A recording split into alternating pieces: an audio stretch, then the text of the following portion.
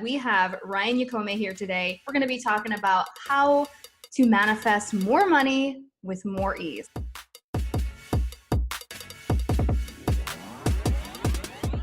I'm a transformation coach. I live in Vancouver, Canada, so way west coast up north of Seattle. And I am the co-creator of our program called The School of Soul Wealth, and also the Soulful Money Masterclass with my fiance, Chris. And we're about to launch a new program called Rise Up Spirit Rebels, which is going to be really fun to take people into like creating more abundance and doing it in a very spiritually connected way, whether you're a network marketer or a coach. So that's essentially what I do is I help people get into flow who are struggling in life. And yeah, when you talk about, gosh, Jen, so crazy how things just come about. Isn't it? Like when I look back, kind of what happened to me was I'm going to be 36 in a month. And I struggled for like, yeah, you didn't know that? No way. I did not know that. How old did you think I was? Not that old. I mean, you just have such a like youthful, grounded energy. So yeah, that's so a lot funny. of meditation. Could also be because I'm half Japanese. So I'm not sure I'm half Asian. Got Asian young genes. I've had it since when I was like, 12, people thought I was 8. And when I was like 20, people thought I was 15. I got pulled over from a cop when I got my license when I was 16 because he thought I wasn't old enough to drive. Oh yeah, I've dealt with it my whole life. So yeah, I'm gonna be 36 next month. And, I struggled pretty much all through my 20s. I started doing entrepreneurship when I was 19 in construction. Dropped out of high school when I was in grade 11 to pursue entrepreneurship because I'm just a risk taker and a rebel.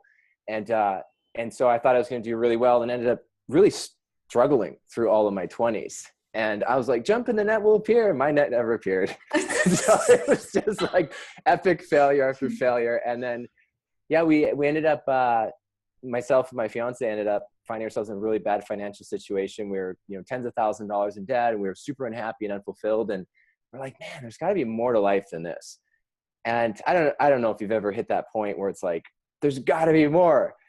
And so what ended up happening is we had done several network marketing companies, but we never had success. And I think at that point I'd made like $800 in 4 years. So finally, I love that you're sharing this. So finally a company came around and I was like, it just felt right. So I took literally here in Canada, if you make, I don't know if it's the same now, this was about 5-6 years ago, but if you made under $18,000, you're considered low income and the government gives you back money. So I made under $18,000 and they had sent me a check for $600.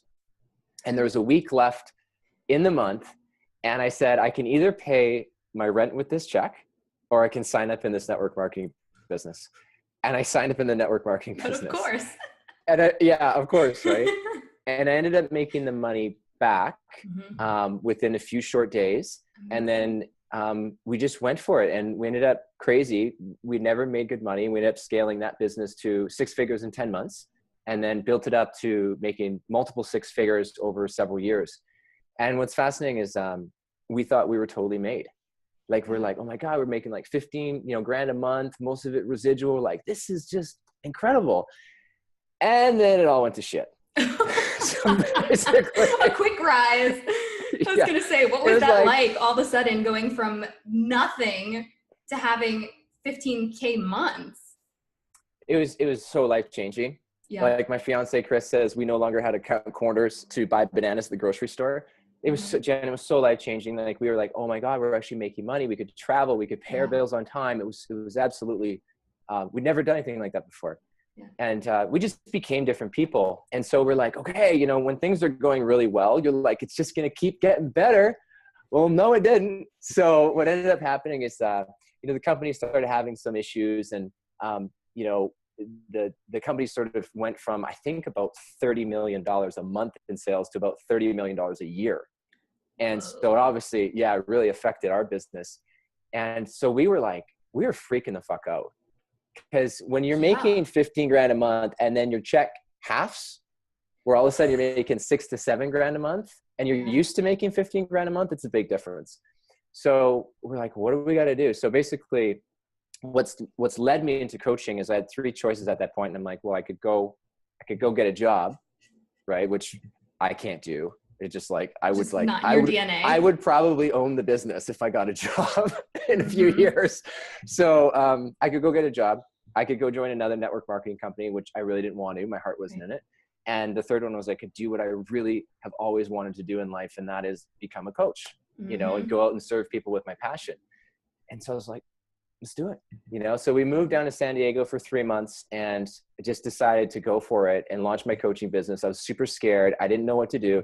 The saving grace is I still had a bit of money coming in from that company. So it allowed me to go build my passion and not need the money.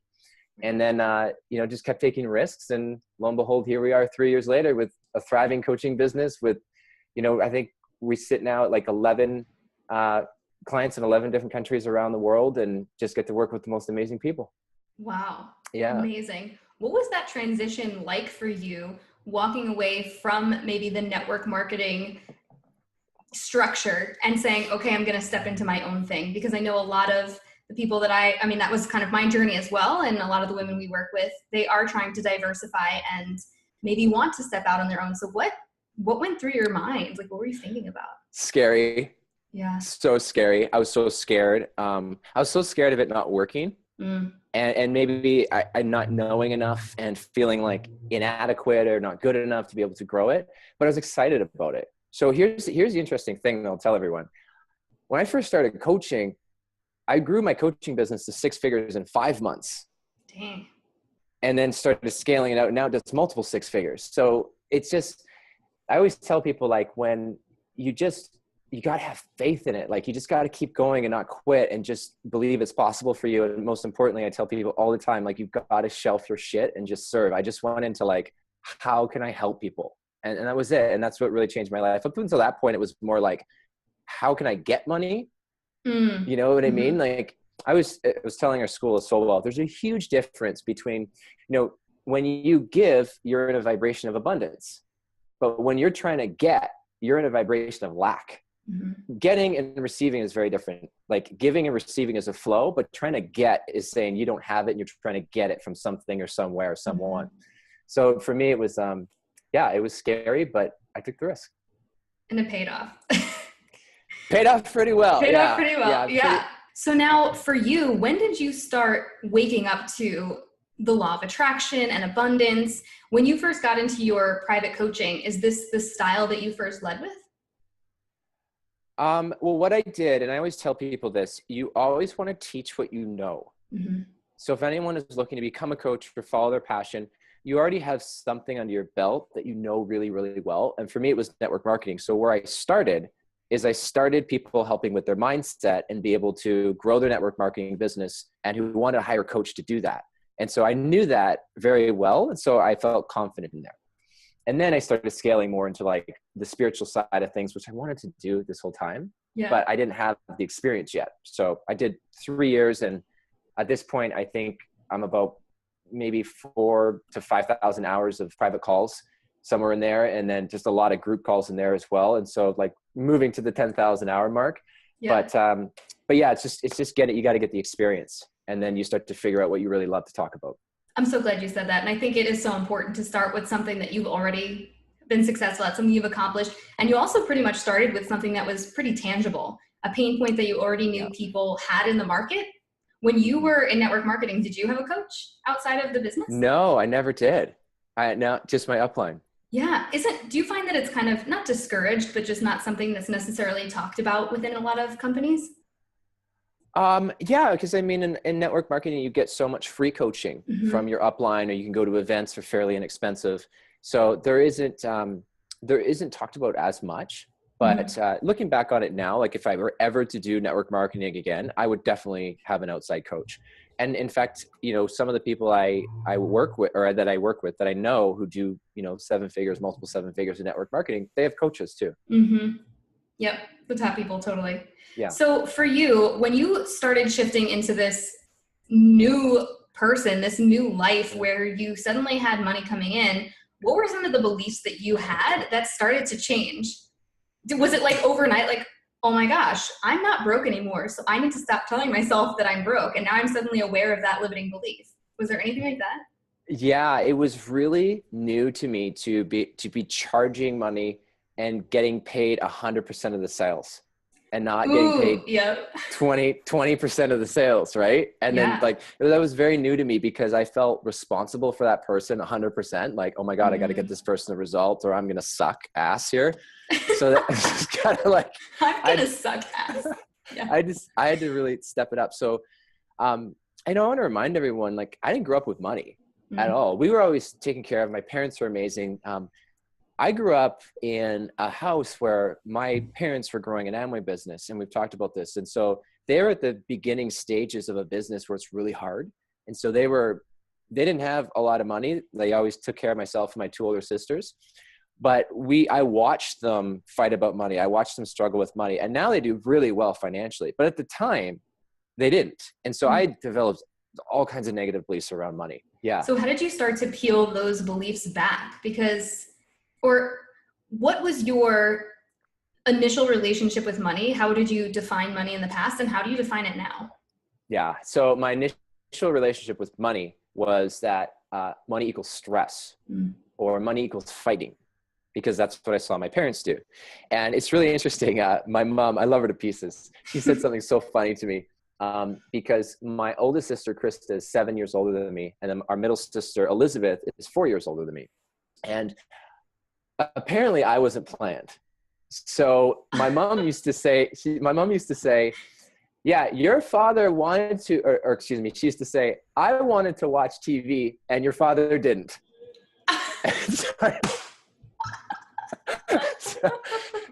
But she used to, and I love my mom to pieces. Yeah. We have an amazing relationship, and she just taught me so much, and she still does. She used to joke to me and say that, we weren't planning on having you. So you were kind of a surprise. Like, we weren't planning on having you. And so I would hear this growing up when I was young, like, we weren't planning on having you. And then I would see my parents struggle to make money, try and grow a business, couldn't afford to, purchase us toys when we wanted toys, like all these things. And so I linked that they weren't planning on having me and they're stressed out about money to it's my fault. You took on that personal responsibility. Yeah. So I like deflected money for most of my life because I felt like, oh my God, it's my fault that people don't have money. I don't have money. There's stress. I just don't want anything to do with it. Like, there's so much pain associated there. So I just distanced myself so that I had to start rewriting my belief system. Number one, it's not my fault. It's just the process that I was going through with my parents in a time of their life. And two is, I deserve abundance. Like, it's normal for me. It's a new normal for me, for it to flow to me easily and effortlessly. And that it's okay for me to not only receive money, but be able to grow money in a savings and not just give it away the second it hits my bank account. So I had to absolutely transform my beliefs. Wow. That's amazing. Now, what I was thinking before about, this whole idea of debt and savings and giving away money. And I really want to dive into some of the most common limiting beliefs, I guess, that you come across in your coaching business that people have around money that is keeping them broke. Oh God, this is like one of my favorite things. Okay. I love it. Well, because money is so fascinating to me because so many people give away their power to lack of money. It's like you cannot base your feelings and your emotions on your circumstances. Yeah. You can't. And so many people they pull out their phone and they look at their bank account and they go, ugh. Or, when the money comes in, they're like, oh my gosh, I don't want to lose it and all this stuff. So some of the common beliefs is, I think if I were to rattle off a few, thinking of people that I've worked with or I work with, is they're always trying to get money. Money is a stressful thing. No one's going to pay them for something they're passionate about. They don't have their life together. So who are they to, have someone hire them and pay them really good money? Yeah. They don't have a high enough self-worth. They don't have confidence in themselves. Like, it's always on an emotional level that's stopping someone to make more money. And at the end of the day, it's a fucking story. Like, that's it. It's just some story you told yourself that is not the truth. So how does somebody go about then not just rewriting that story? Because we've all done the exercises of write out your limiting belief, make it a positive. How does somebody make a radical change in their belief and completely break that pattern? we have to notice what you're focusing on. I'll give you a great example. I was at Costco. I was telling this, we're running a 5-day I Am Worthy challenge right now. It's so fun. There's like over 400 tribe members in there and they're kicking ass. Amazing. So I was telling them the story, how Chris and I went to Costco and we were standing in line waiting for the checkout. And this woman who's working there crosses over and she's like, hey, I can help you guys at this till. So we start loading our stuff on the, the counter and she goes, can I have your Costco card? And we handed her a Costco card. She's totally grumpy. And so I'm like, okay, this is gonna be interesting. So we walk up and Chris asks her, my fiance says, how's your day? How are you doing? And she goes, I'm exhausted. I'm tired. I just want to go home. And she's like checking out our groceries. And I said to her, like long day? She's like, yeah, it's just been a really long day. And I'm like, is there anything that you're doing that you look forward to once you get home? And Jen, she goes to me, her whole face lights up. And she's like, yeah, actually, she said, I just got a 10-week-old puppy and I want to go home and play with him. And she was so excited. And so Chris says, so what's your puppy's name? And I think it was Benji or Benjamin or something. And so we got talking about this puppy. I said, we have a wiener dog and he's 10 now, but we got him when he was about 10 weeks. And we had this great conversation. And in a second, the moral of the story is, in a second, I watched her go from being miserable, unhappy, frustrated, to shifting over to complete happiness, joy, bliss, excitement. And all I did was ask her, what are you doing when you get home that you're looking forward to? And it was the dog. Yeah. So it's like if someone wants to know how to really change the money story, you got to change what you're focused on, because it'll change your feelings. Change your focus, change your state. Absolutely. Yeah. So true. Yeah. So would you recommend that people start uncovering some of the money stories that they currently have and identifying what those are to kind of rip them out? I'll give you a few examples. Yeah. So one of my clients, she couldn't figure out what was stopping her from making more money. And she's like, I don't know if you guys ever feel this, but I get quite a bit of people that feel like they're meant for more, but they don't know what's actually stopping them. Like they keep spinning in life and they can't really identify what is the unconscious belief. Yep. And so, I asked my client, I said to her, she's having a block around money. And I said, well, growing up, who made the money in the house, mom or dad? And she goes to me, dad. And I said, so how did dad make the money? And she goes, well, he was working hard all the time. He was stressed out. He ended up having a heart attack. He was gaining weight. It was really causing a lot of stress in the family household as well. And I said, so what did you do with that when you saw your dad stressed out, have a heart attack, all these things when it came to making money?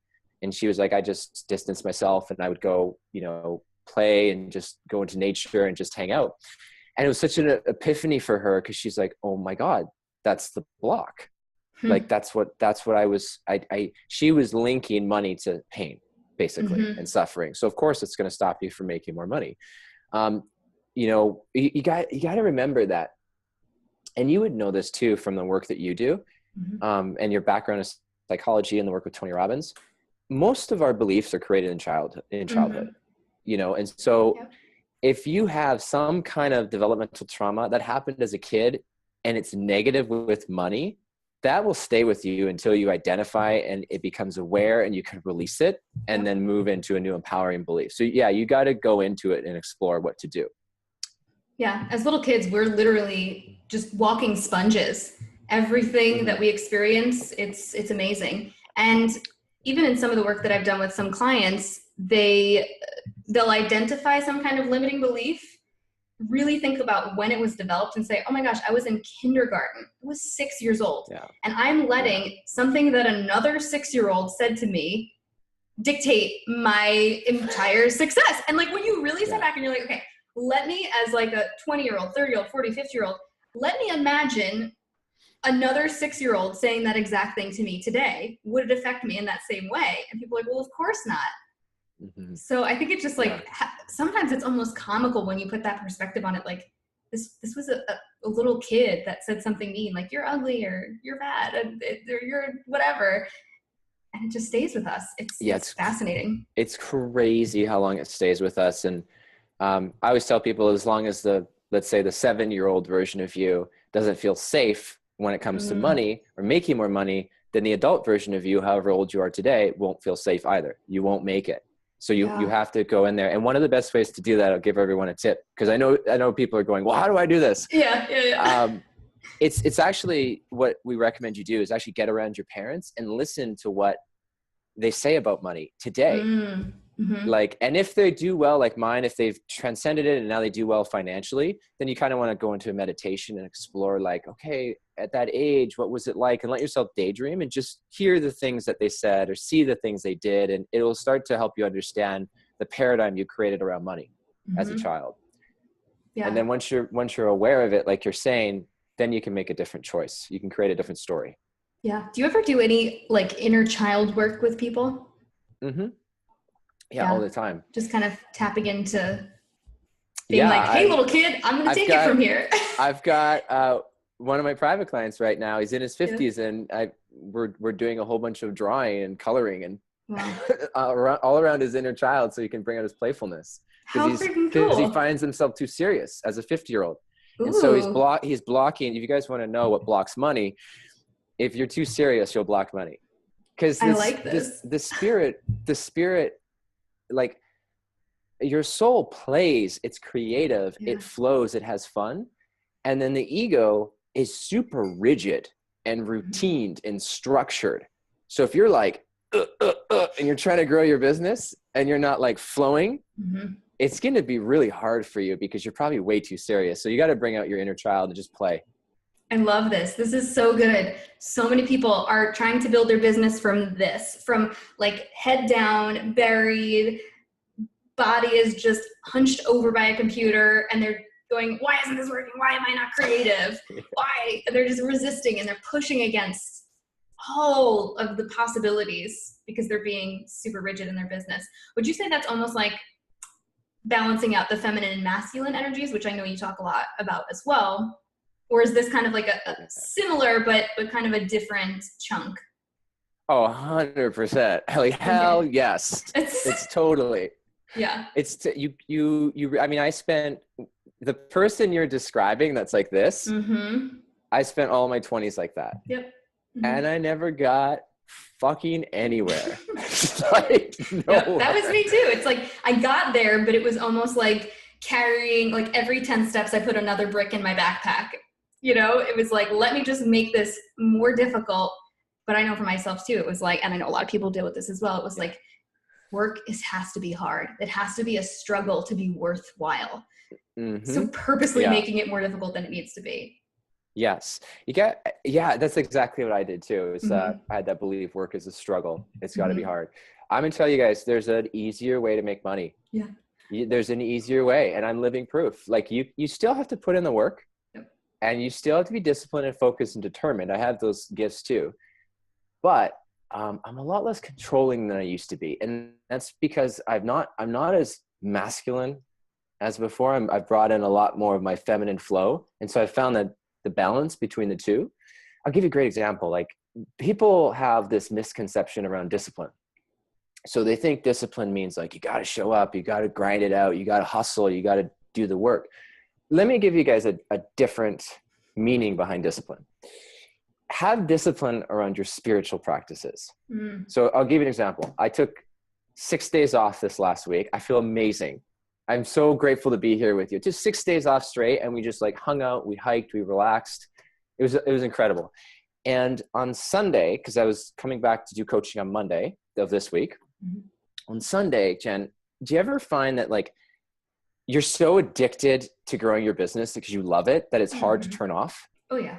It's like on all the time. Oh yeah. Like And when it's your personal brand, especially, everything that you do, it's like, oh, that could be documented. Oh, this could be a piece of content. And it's when you 100%. Train your brain to think in that way, to be every moment's a creative possibility for content, then it's nearly impossible to turn off unless you're very intentional about it. Yeah. Exactly. So I'm how did you do that for 6 days? Because I'm like, tell me more.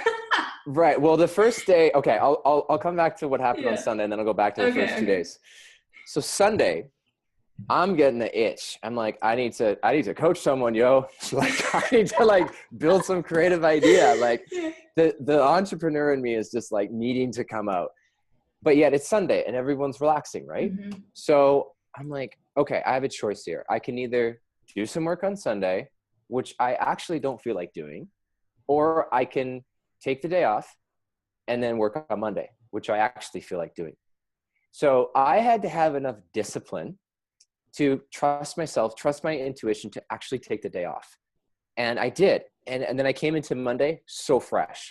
And it felt really good to have boundaries within myself to be like, actually, I'm off still on my 6 days and I'm going to come back on Monday. And it was so refreshing.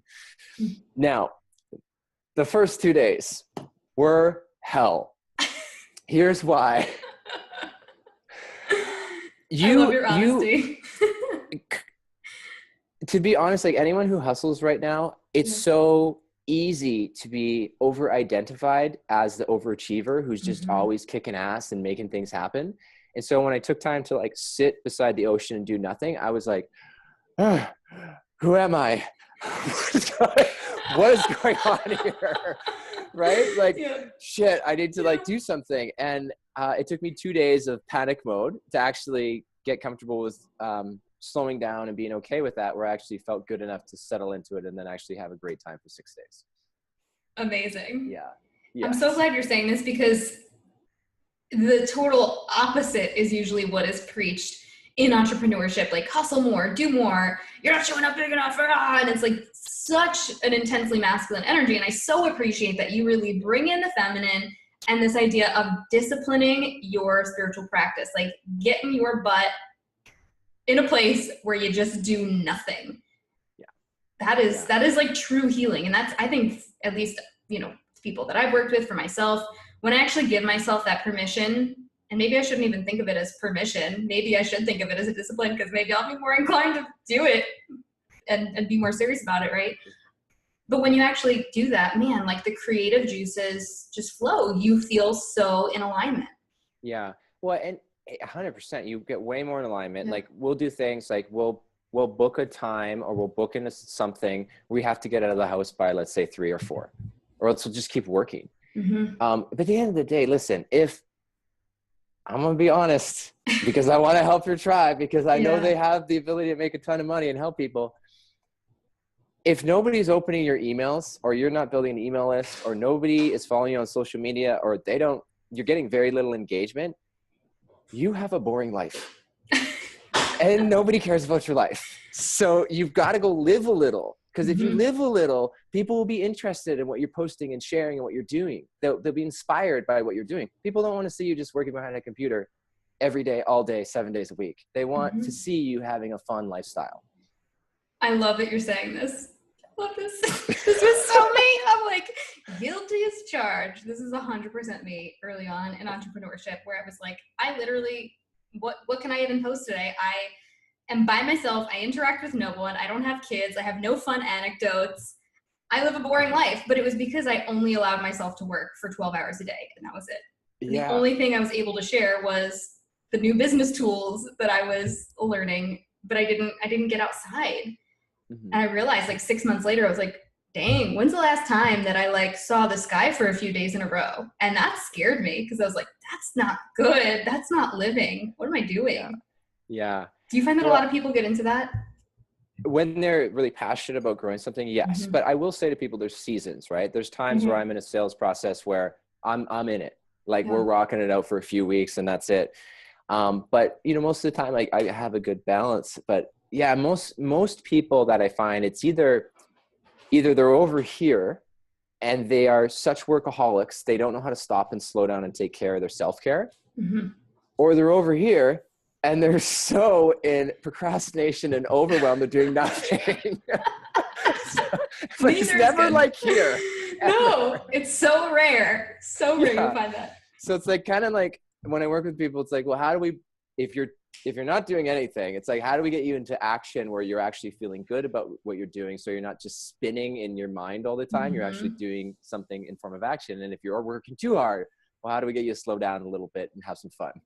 Have a little more balance. Yes. Or harmony, a little more harmony in what you're doing. I feel like everyone's got a different definition of balance. Well, you said it really good. It's finding the harmony in it. Yeah. In the ebb and flow of life. Absolutely. Absolutely. So I want to talk a little bit also about the archetypes, because this is kind of like, I just find this so fascinating. This is like one of my favorite things to hear you talk about, because I think people can really identify clearly those type A people especially can go, oh, dang it, that's what I've been doing. So if you want to kind of dive into that, Yeah. what are the archetypes? Yeah, just like maybe defining them. And then, yeah, maybe like we could chat a little about how this kind of ties back into money and, certainty around being broken. Sure. So first of all, what is an archetype? Yes. Right. So there are an infinite number of archetypes. There are many books written on them. The work was originally created by Carl Jung, Swiss psychologist. So Carl Jung's work was all on the collective unconscious, dreams, a lot of dream states and what dreams mean, which is fascinating. And then archetypes. And so an archetype is actually like an actual energetic identity that lives within you. And it's how we define ourselves. So an archetype could be, let's say, a victim, or a people pleaser, or like myself, like an athlete, or like you, an actor, performer, a joker. The list goes on and on and on. And so we end up, what we do is we play out these roles. Like I know, you were in acting, so we play out a role as a character of this archetype. And it's actually like very much imprinted on our soul. So if you're wondering why your life is the way it is, it's because of your archetypal patterns. So you really have to learn to identify them, because when you identify them, like 3 of my archetypal patterns is I'm a teacher. So I love to teach, and I'm eventually going to write books. And I'm also a spiritual seeker. I love spirituality through and through. That's why I'm so weird woo-woo. So I've got a crystal grid behind me. I love it. And I'm also a guide. So a guide is somebody, an archetype that will go out and like I'm going to Sedona, I'll go out and I'll get some crazy woo-woo experience, and then I'll bring it back and I'll share my experience, just like I'm doing here as a teacher and as a guide to help other people. So those are a few of the ones. But essentially, like if you want to relate it to money, what would stop someone from making money is, say, maybe you're an archetype of a hoarder. So if you have a lot of stuff in your house that you're hoarding, you probably, when you get money, you try to hoard it, because you're in fear. You don't want to give it up. You could be the archetype of the victim, where you're like, I never have enough money. And why are there so many bills? And like you're a victim. We play out these roles, and they're not actually necessarily who we are. They're kind of like a story. They are who we are. We have to learn to evolve them. So let me reframe that. What I mean by that is we have to learn what's called the shadow side of the archetype. So the whole point of the victim is that you want to up-level it to having self-esteem and self-confidence and go, actually, money story, I am not falling victim to you. I'm going to make my own money because I deserve it. Instead of letting the victim shadow side control you, like the woe is me story with everything. Yeah. So there's an infinite number. There's actually, so there's 4 universal archetypes. And then typically we have 8 individually. So we typically have 12 archetypes of our own. So if anyone is watching this or listening to this, and you are making money in a way that doesn't light you up, you are prostituting out your soul. You're not prostituting your body, although there are people who prostitute their body for money, obviously. But in most cases for us, if you are not happy with the way you're making money, you are trading in what your soul loves to do for earthly security, for some form of security where you're like, I feel safe because I have a paycheck, I have benefits, I have all these things. And so the reason what will get you, and this will help everyone, and this is what changed for me, what will get you to going to live your passion, making great money, is actually having faith. You have to trust the universe, because what you're actually doing, if you're staying in a job that you don't really love and you're doing it for security, you're actually not trusting the universe. Yes. So how does somebody begin to shift their archetype or lift some of the negative implications if they're identifying with one of these right now, so that they can allow more abundance in? So you first have to choose to. You have to decide you want to do it, which can actually be kind of tricky first, because so many people identify themselves as a victim. Yeah, it is. Right. That I think that's so key to really highlight. It is their identity. You'll go through a shift in identity. So when you do this, as you shift out in that, your whole world will rearrange. And oftentimes, I'll give you a perfect example of this. When I first started my business, the only people I could sign up were women. Interesting. And I didn't plan it that way at all. But wait, the only people that you attracted into your business, or the only people you wanted to work with? The only people you attracted. The first one. Yeah. The only people I attracted were women. And so I filled up 15 private spots, all with women, and then started building groups all with women.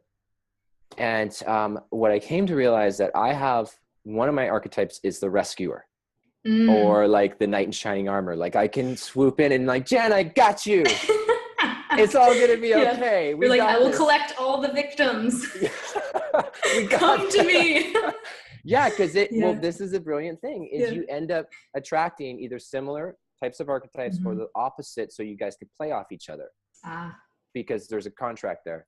So yeah, I would attract people that they weren't all victims, but they definitely wanted some help. And so I'm like, oh, I can help this woman. And so that ended up becoming my role, where I would like swoop in and save people and coach them. And I really, really loved that.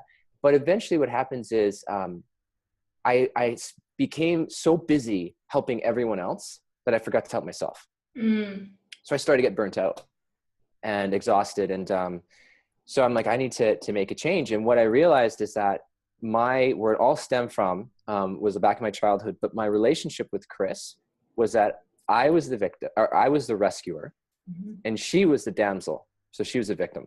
So I would swoop in and save her, and then she would need saving from me. So that was our agreement with each other.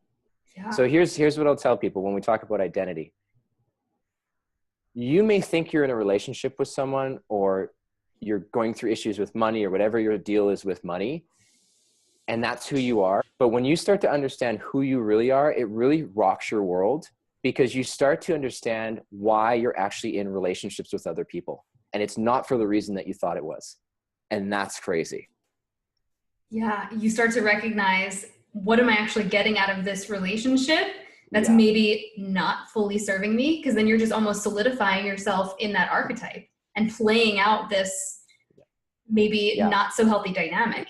So interesting. I'll give you an example of the prostitute. So a lot of people, when I work with people and I start to build up their qualities like confidence and courage, and they no longer, one of my clients, Brittany Brown, is a great example. She owns a business, Brittany. Yeah, I know Brittany. So beating binge eating, amazing woman. And when she came to me, she was working a commission-based job, was not happy in it. She was making, I think, like a couple grand a month. And I just believed in her so much. I knew she was going to rock it. And now her business is incredible. She helps women all around the world. She has a massive business. And what's really interesting is as she shifted out of one of the universal archetypes that we all have, the prostitute, which was trading in her soul for financial security, her whole world started to rearrange, where she couldn't stay in that job anymore. Wow. Like her soul just wouldn't let her. It was so uncomfortable. It just didn't fit right anymore. And that's when she broke free and went out and like started scaling her business to massive success. And she had to go through this sort of, like, you can call it an identity crisis of finding out who she really was, and then ultimately expressing that, her truth to the world. This is who I am. And that's now what she does for a living. It's incredible. Yeah. When you start to kind of put some cracks in your perception of reality, of who you are, where you fit into the world, how your family and your close friends, this is how they treat you. So this is who you are.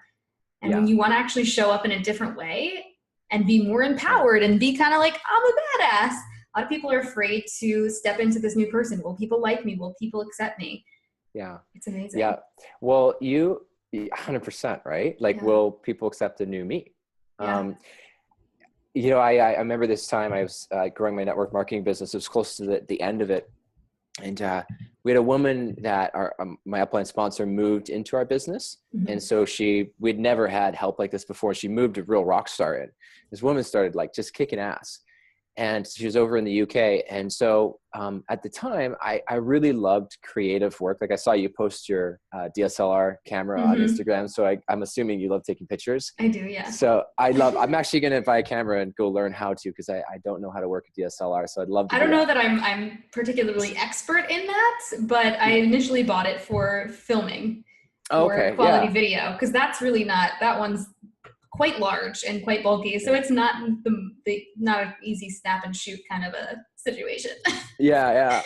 But it's the creative side, right? Yeah. So I know how to work Photoshop. So I loved Mm. doing design and stuff like that. I have a design team now. I don't touch any of that stuff because it would just stress me out. So, but I like doing it for fun. And so on our team, people would break ranks and I would create a nice little banner for them. So I'd whip up a banner. Well, this turned into a total fiasco because now everyone was coming to me and wanting a banner. Like, this person broke a rank, Ryan, I need a banner, Ryan, I need a banner. So I'd help them out and totally still playing the rescuer. Yep. Like, I'll swoop in and I'll help out here. And we went to an event and this team flew in and I was so excited to see them because at the time I was still making really good money. And I walked up to see them, and here, my self-image of myself at that time is I'm a leader, you know, I'm making multiple six figures. I'm, you know, this is who I am. This is my identity. Mm-hmm. And I walk up and the woman who I would help the most with these banners, she screams at me across the room with all of her team there. And she goes, "Oh my God, Ryan, it's the banner guy." I'm like, what? Oh What my did God. what did you just call me? Because what she just said didn't make sense to me. Because she's seeing me because that was my relationship with her. That was my contractual agreement with her, is I was just creating these banners. And it shook my world because I'm like, first I was like, what the fuck did you just call me? You're like, excuse me, man? You know?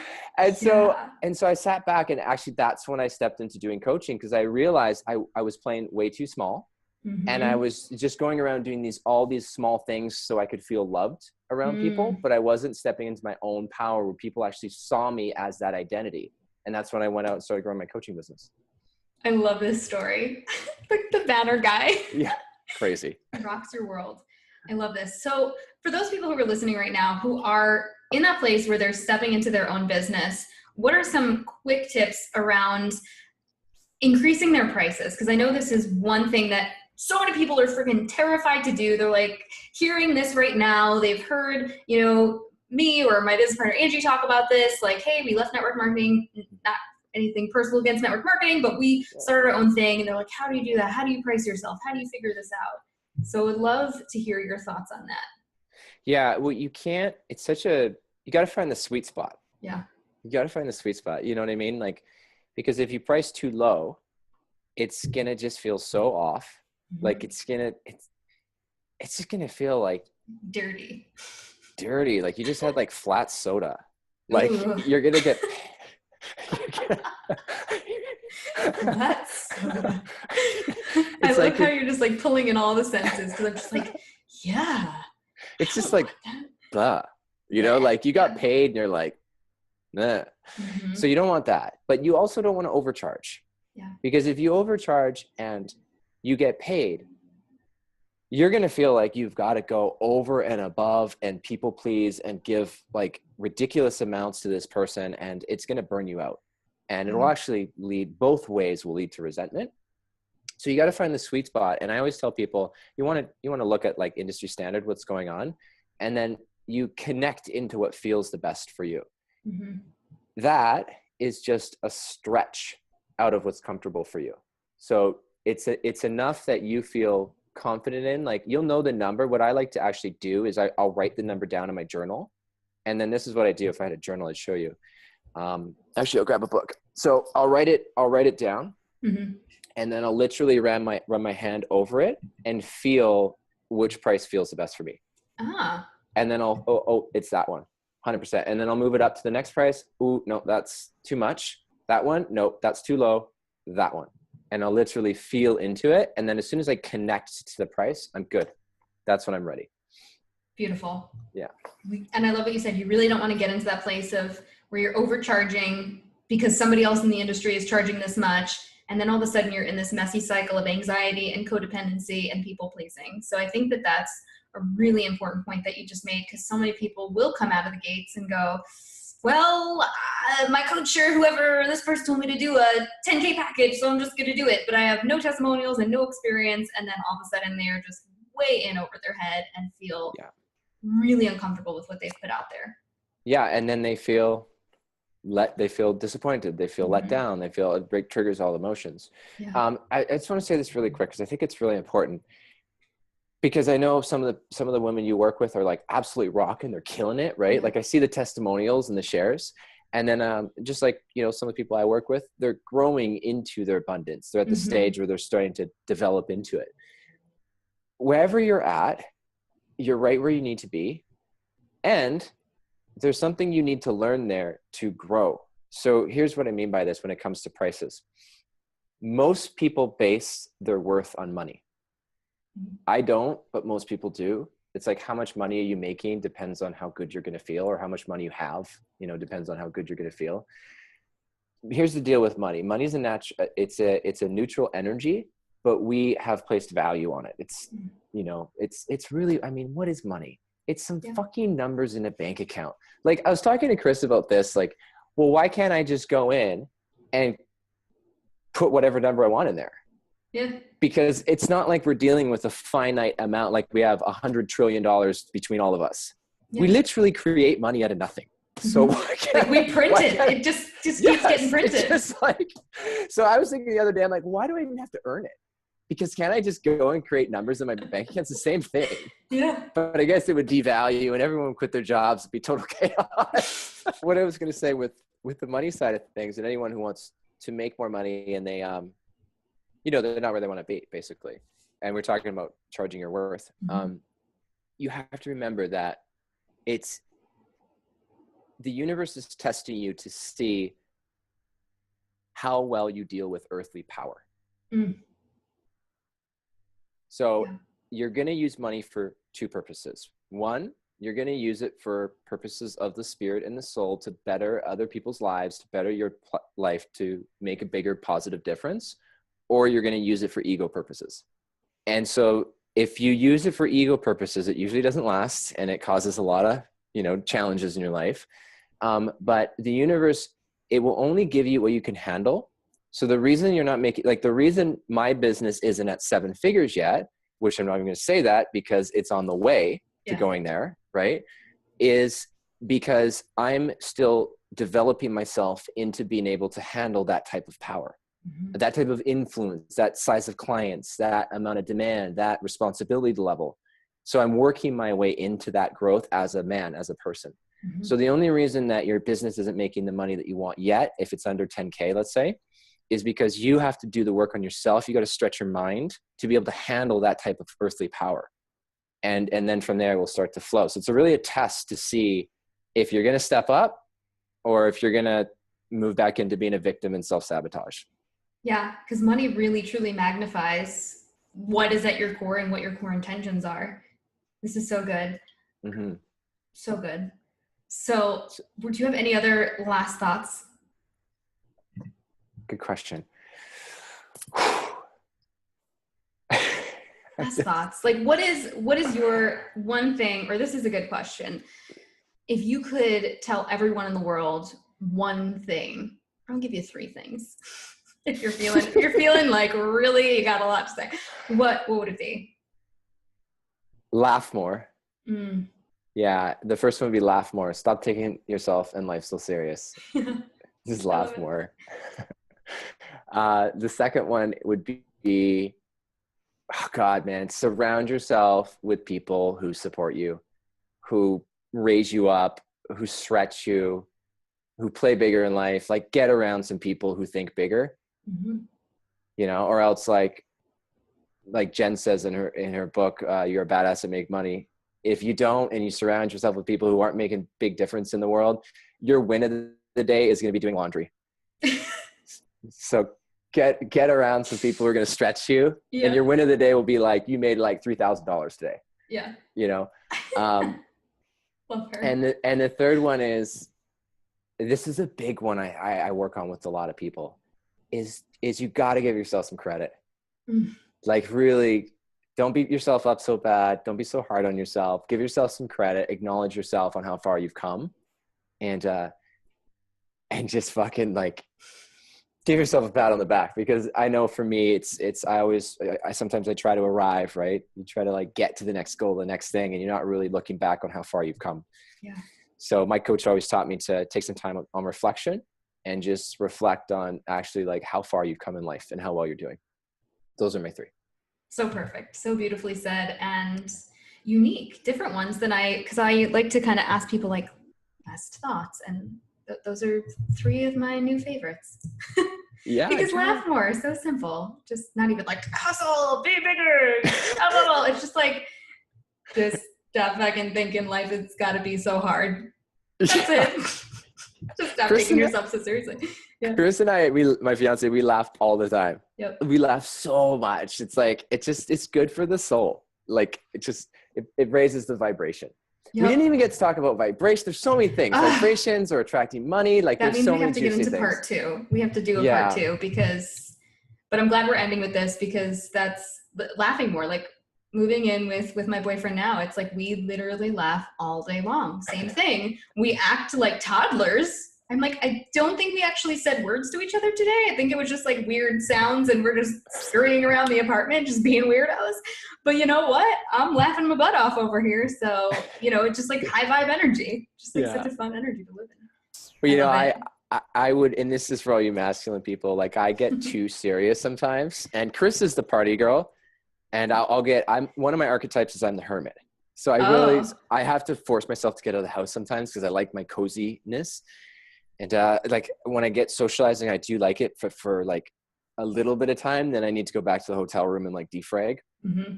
So I used to get on calls with my coach and I'd be like, my eyebrows are like down and like she'd be listening, right? And she'd just like, she'd lean in because it's Skype video. And she'd lean in and she'd be like, why are you so serious?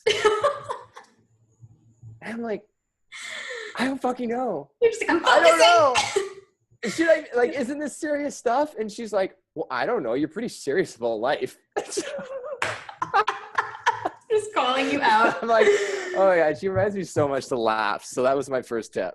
Oh, that is brilliant. That is brilliant. I love it. So where can people go and hang out with you and learn more about you? So you go to my site, ryanYokome.com. The best place I really recommend everyone goes is go get access to our free I Am Worthy community. Yes. So right now we're in the process, maybe the time you're listening to this, we've wrapped it up, but you can still get access to the replays of the 5 Facebook Live we did. It's all about raising your money vibes, raising your worth, and like going after your goals and dreams and making great money doing it. So it's really cool. We laid out 5 really fun ways to do this. And like I said, right as of today, we're on day 3. So you will still be able to catch day 4 and 5 live tomorrow. Amazing. And where do they go to check that out? They can go to ryanYokome.com/worthy. Perfect. Awesome. And where would be the best place for them to come hang out with you and check out your Facebook Lives? Are you now all on the biz page? Yeah, you noticed that? I did. I saw you switch it over. Yeah. I was like, hello there. Yeah, I decided to on the biz page because, there's so many more people that I'm able to reach as far as boosting and, promoting and stuff like that. So I'm now doing it on, you can look me up for my fan page at Ryan Yokome, but then you can also add me as a friend on my profile at Ryan Yokome. Perfect. Awesome. Guys, go check it out. Go over to his Facebook platform. Show Ryan some love because, man, just getting to soak in some of this stuff. I know you're having aha moments right now just from listening to this. So give that gratitude back. Go give him some love on his Facebook and tell him how powerful this was for you. Because that's just keeping it flowing in the world, right? Thanks, Jen. Thanks for having me. Thank you so much, Ryan. This is a blast, and we're going to do part 2 soon.